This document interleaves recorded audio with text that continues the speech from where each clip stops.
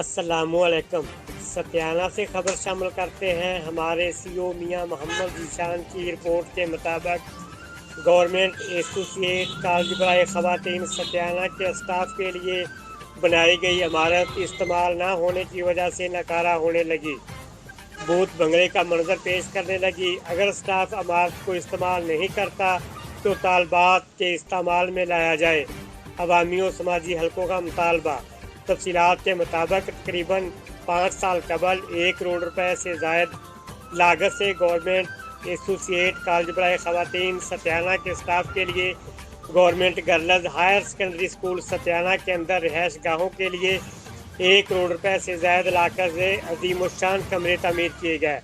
ذرائع کے مطابق اسکول کی یہ جگہ اس وقت کے ڈی سی او نے گورنمنٹ ایسوسی ایٹ کالج برائے خواتین کے نام کر دی۔ 4 سال سے زائد کا عرصہ گزر جانے کے باوجود عمارت خالی پڑی ہے، جو کہ بھوت بنگلے کا منظر پیش کرنے لگی اور ویرانی کا منظر پیش کرنے لگی ہے۔ عمارت کے ارد گرد بے تحاشا گھاس پیدا ہو چکی ہے، جس کی وجہ سے government girls higher secondary school Satiana بھی اپنی خوبصورتی کھو رہا ہے۔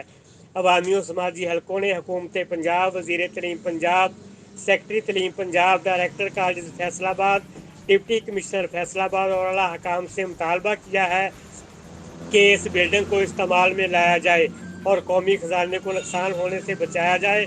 اگر اسٹاف بلڈنگ میں رہائش نہیں رکھنا چاہتا تو یہ عمارت طالبات کے لیے استعمال کی جائے تاکہ قومی خزانے سے لگائی گئی رقم ضائع نہ ہو۔